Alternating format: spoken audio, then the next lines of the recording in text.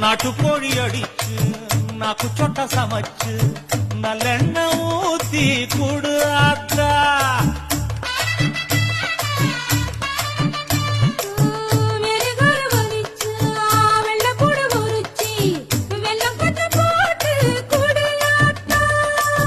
பச்சை உடம்பு காரி பார்த்து நடக்க சொல்லுங்க.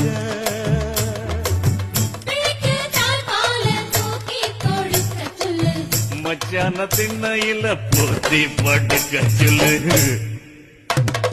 மானூத்து மந்த இல்ல மாங்குட்டி தட்டம்மா இல்ல பொட்ட புள்ள பிறந்ததுன்னு பொலிகாட்டில் கூ